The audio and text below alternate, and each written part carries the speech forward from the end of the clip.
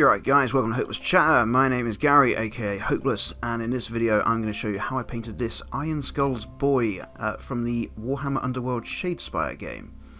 Although this could also be used for painting standard Orruks from Age of Sigmar. As a slight change to my normal priming procedure, I did this entirely in Wraithbone spray. And once that was all dry, I did the flesh of the orc with Militarum Green, the contrast paint.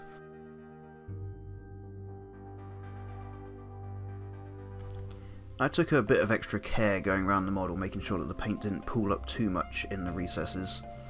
Trying to keep more of an eye on that in future models. There were a few spaces on this model that I wasn't entirely sure whether it was flesh or armour. But I think I grabbed it all. I mean, there were a couple of bits where I noticed I'd missed some flesh out at various points, but I went back and covered all that up. For the under armour material and the trousers, I went with Black Templar, as I've seen that most of the other reference pictures, these guys mainly focus having nice bright coloured armour. I did have to keep checking as I was working through this because I noticed that there was little bits of material underneath the chainmail which would have looked a bit odd if I'd done that in metal. As well as that, I did the belt and the straps on his back with the Black Templar. I think that came out alright.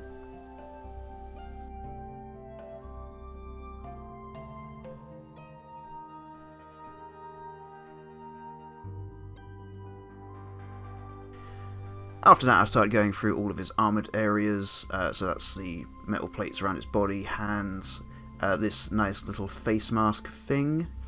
For this I used Iron Hands Steel.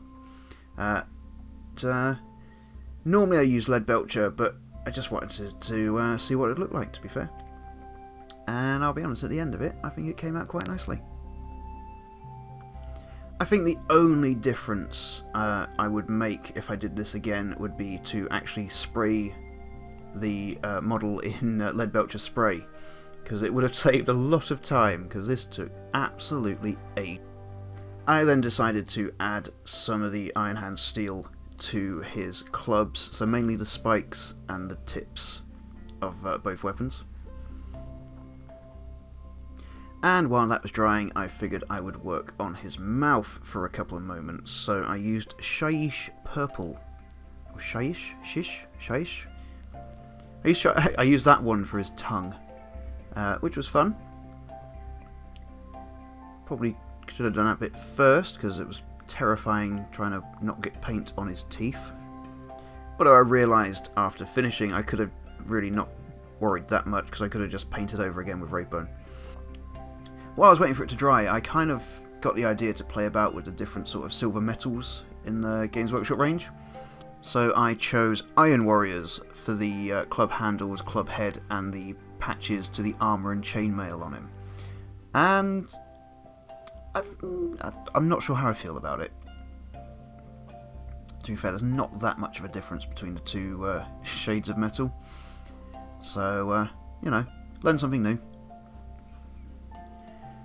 Actually, no, I do take that back slightly for the patchwork on the armour. I then went over the Iron Hand Steel with Iyanden Yellow.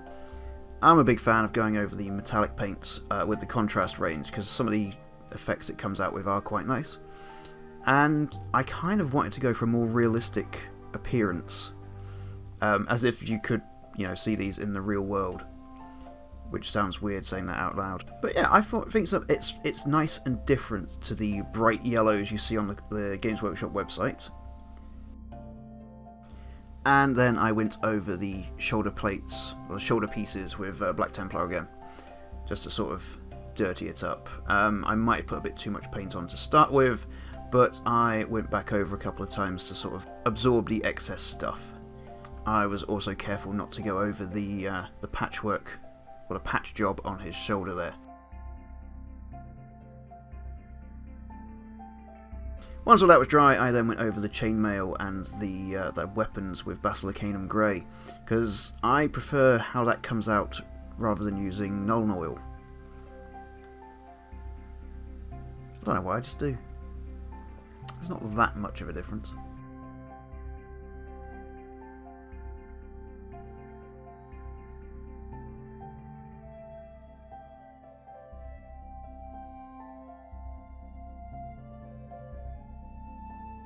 And then I went over the little leather pouch he's got on his hip there with Ghoul Grunter fur.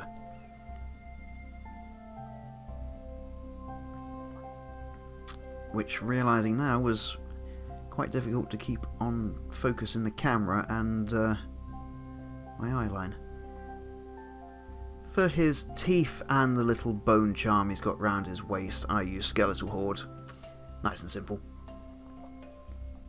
And then I was also very careful to actually make sure I didn't leave any blank bits, although I do think I missed a little bit. And Mephiston Red is what I used to do his one eye, and I'm actually really surprised. I'm using my Psycho brush from Army Painter to do this because it's tiny as hell, and for me personally I get more control from it. But actually went alright, surprisingly. As this was a Shadespire Warhammer Underworlds warband miniature, the base was already, you know, decorated quite nicely, so I didn't put as much effort as I have been into making a nice little base. I used Wildwood, and then as I was finishing I realised it's an easy to build kit, so I could have just popped the Ork off the top and saved myself some stress trying not to get paint on him. Which was good, because I didn't actually realise that vine went all the way underneath him.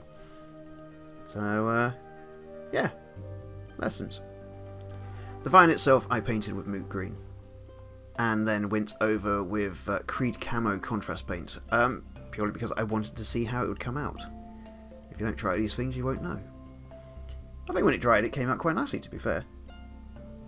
Once I put it back on, I thought maybe I'd give it a shot to dry brush some Praxis White along the edges, because I'm not confident enough to try edge highlighting.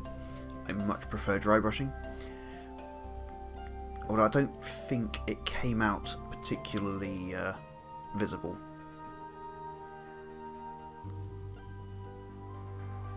Some places it did, some places it didn't. Lesson learned. It's going to be my catchphrase for this video. And with that, he was complete. You can see a couple of areas where the dry brushing sort of works. Although I always find it funny in these little slow turnarounds where I start noticing bits that I could have tidied up. The bit between his teeth that's missing there. It's kind of eye-catching. A little bit annoying. Things I would do differently if I did this again. I think the main one would be that I would have done this in Leadbelcher from a spray can, rather than doing Wraithbone White. Wraithbone White? I keep calling it Wraithbone White. It's not actually called Wraithbone White, it's just Wraithbone. Because painting all of the armour sections silver, that took a lot longer than I thought it would. In any case, I do hope that you enjoyed the video. If you did, please do leave a like, leave a comment down below, let me know what you thought. And I am trying to get back up to date with a regular upload schedule. If you weren't aware, myself and my girlfriend have had another baby, so it's a little bit manic around here at the minute. But hopefully it won't be too long till I get things back up and running again. As always, thank you so much for watching. I was Gary, aka Hopeless, and I'll hopefully see you in the next video. So until then, see ya!